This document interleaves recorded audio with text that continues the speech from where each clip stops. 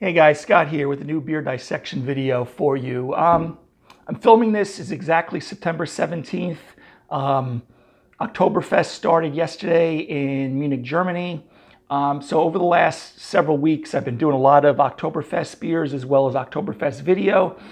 And what are we doing? We're segueing into pumpkin beer season.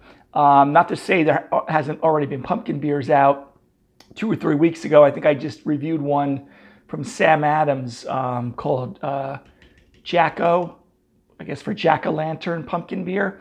So what I have today, my son and wife were up at a farm stand, and from North Fork Brewing Company on the North Fork of Long Island. I'm out here on Long Island. It's their pumpkin ale. Okay, got a big pumpkin on the outside, around the other side. And it's in collaboration with Lewin Farms. They were actually at Lewin Farms apple picking, and they found this, and my son spotted it and said, hey, I probably would like it. It is, again, collaboration with Lewin Farms. It says, ale inspired by a family recipe and brewed with Lewin Farms cheese pumpkins and seasonal spices. Now, pumpkin beer, I go hot and cold with, because there's some pumpkin beers that are just kind of like the Sam Adams one. If you wanted the Jacko, is nothing special. And the reason why I think is sometimes some of the breweries use a base beer of like a blonde ale or just like a kind of a very light lager, and they just try to spice it with things like cinnamon, cinnamon, nutmeg, allspice, and some combination of that. And I like the pumpkin beers a lot with more of a malty backbone, like maybe with an amber ale backbone or maybe even slightly darker. Because again, they're not really using, most of them are not using pumpkins. Now they're saying they're using pumpkins, which is great, because pumpkins technically does not have a lot of flavor unless it's kind of roasted. And a lot of brewers don't do that because it can clog up their equipment. It's messy, it's sloppy. I have a buddy who does a good pumpkin beer, but he puts them in the oven and roasts the pumpkin and puts it part of the, the mash and the grist, and it comes out very good. But really, what most people crave is that combination of the cinnamon, ginger, nutmeg, sometimes allspice, and a lot of times they'll put a nice sugar thing on the glass, which I'm not going to be doing that today. I could take it or leave it usually when I'm at a brewery. If they ask me, I usually say no. But because it is pumpkin beer season, I do a beer channel. I feel this is a good beer to kind of evaluate. I don't believe I can't say for certain, but I don't remember the last time I reviewed a beer from North Fork Brewing Company. Again, east end of Long Island on the North Fork. Okay, contrary to the South Fork, which has the Hamptons going out to Montauk, for those of you that are not familiar. And they're out of Riverhead. And I've seen them on a News 12 segment here. Those that live locally know what News 12 is all about, called the East End. They did a thing on North Fork. So that's pretty much it. They got the independent ale symbol on there. I'm sure I'll have the picture sitting over my shoulder most of this video. But again, I don't know. They do say they're using, I don't know the difference between a cheese pumpkin versus a regular pumpkin. I'm thinking maybe it's smaller or whatever. So they don't really talk. I didn't really research this in the sense of if they're roasting the pumpkins or whatever. So I'm kind of going this blind. This is the first can I've had. They bought me a 4-pack. So it's the first one. And it's coming in at 5.7% alcohol. So it's pretty hefty, especially for a pumpkin beer. And that's it. So let's crack this bad boy open and take a look at it. Okay. I'm just using a typical tulip glass. You can use it whatever your preference is. Shaker pints will actually work for this type of style, even though I don't use the shaker pint. Or I don't prefer the shaker pint too much, even though you've seen me use them on my channel here. All right, so let's see what this is all about. Okay.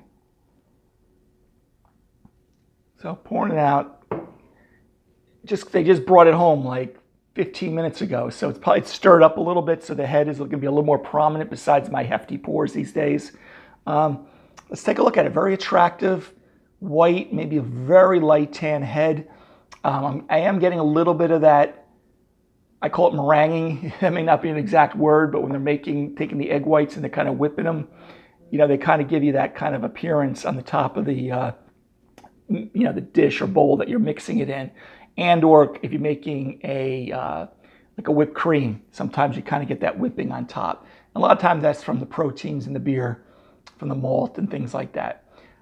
So very, very attractive looking head. It looks like it's going to sustain itself for a little while. We kind of got this medium gold color, slight chill haze. Again, very attractive looking, makes you think of fall, a little darker. It's making me think that they're actually using maybe closer to an amber ale for the backbone, which I'm going to probably enjoy a little bit more. Southern Tier's Pumpkin uses almost like, I don't want to say porter, but really dark malt, like a brown ale type of malt. That's another very classic pumpkin beer if you guys ever had that before. But anyway, guys, let's take a sniff of the aroma. Oh yeah, I get that nutmeg, very, very strong on the nutmeg and cinnamon. I'm not a big one on picking up allspice, but there's probably some allspice in here. But definitely cinnamon, nutmeg. On the malt, because that's so dominant, the malt's kind of like kind of a light toast, bread crust, graham cracker kind of aroma. Hops are not going to be very important in this style. I wouldn't be even surprised if they just used just a tiny bit for bittering, just to kind of make it a little bit balanced so it's not cloyingly sweet. But the hop aroma and flavor probably not going to be very strong at all. But what's good too is when I'm smelling this, some of the pumpkin beers I've had actually smell like too artificial, that they're using tinctures and things like that. This actually smells pretty fresh. But definitely the nutmeg in there, which dominates, a little cinnamon. And like I said, I can't vouch for allspice that much, and one other spice I didn't mention, a lot of times I use ginger because I feel I may be picking that up a little bit, but it's really the nutmeg that seems to be a little more dominant in this one. But there could be some ginger in your variation that you get at your local home brew store. All right, guys, so cheers. Or since Oktoberfest started yesterday, I should say Prost, even though this is not a Festbier Märzen style. If you watch those videos, I have a little more detail and history on that, but I won't go down that tangent right now. So anyway, cheers. Oh, pretty nice. Medium carbonation, kind of that nice medium bodied, and it has a nice malt backbone to it. And I have to say that I'm getting the nutmeg and the cinnamon on the taste, but again, it's not medicinal, which is really good. And there's a little roasty something in there. Maybe I may get more curious after filming this and take a look to see if they actually explain what they did with the pumpkins, because it's not like you're going to say they're like, oh, that tastes like pumpkin, because how many times, we do eat pumpkin pie, which is the closest thing to us eating the actual pulp of the pumpkin, but most of the time we're getting dominated with the spices. But there is nutmeg, number one. I just get a little bit on the aftertaste. I'm getting a little more of the cinnamon. And like I said, there is a little tiny toasty, roasty thing that may be coming from the pumpkin. But all in all, I got to say, this is pretty good, especially for pumpkin beers.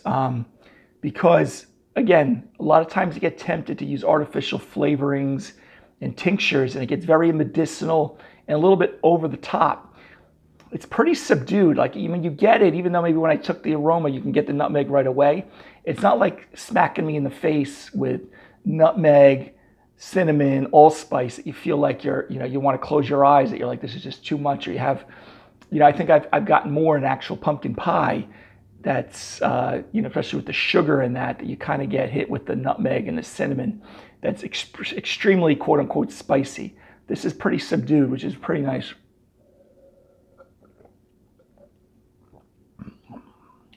Yeah. No alcoholic warmth out of 5 and that something percent I mentioned. There's a little creaminess on the back end. Bitterness, very low. Like I said, they're probably only using just enough so the beer isn't cloyingly sweet to balance off some of the sweetness. But I got to say, this is actually one of the better ones I've had. Definitely better than my Sam Adams Jacko, which was riddled with like medicinal flavor and artificial flavors in there. This is drinking quite nice. And they do say they're using the spices from Lewin's Farm, which again is only north of me about 10 miles.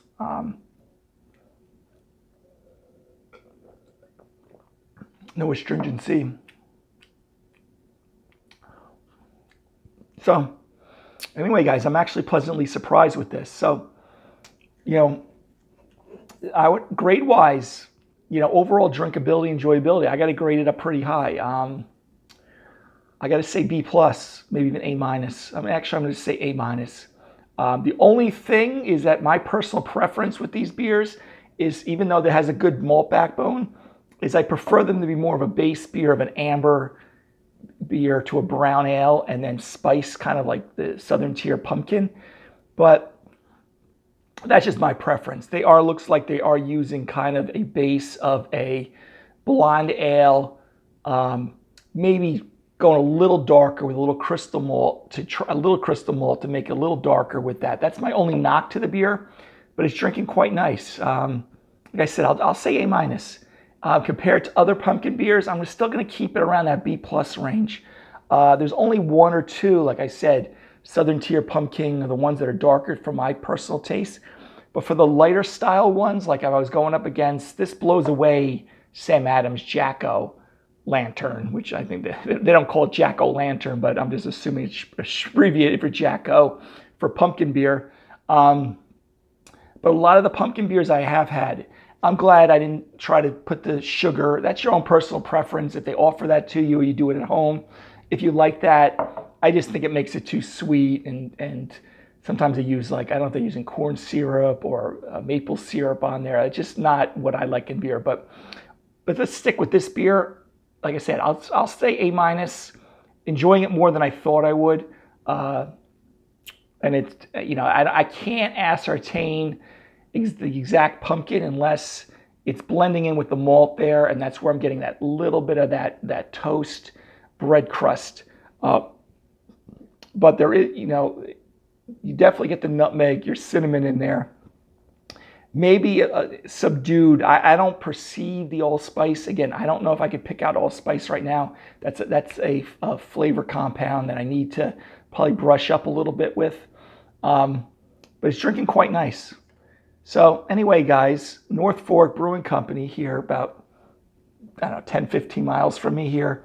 It's their pumpkin ale, 5.7%. They're calling it American ale, which can't disagree with it. Nice spice component to it, but not over the top, not medicinal. Good solid malt backbone. One of the better ones that I've had, especially locally. But definitely even better than some of the commercial ones that I've had. I can't recall over the last year or so since I've started this channel, all the pumpkin beers I've had. There's probably only been a few, but I know recently I did the Sam Adams one, and it was just, this blows it away, even though it looks a little bit like it in the glass. All right, guys. So last time, North Fork Brewing Company, pumpkin ale from the Lewin's Farm series in collaboration up there. I would definitely recommend it. Till the next beer dissection video, guys, have a great day. Take care. Bye-bye.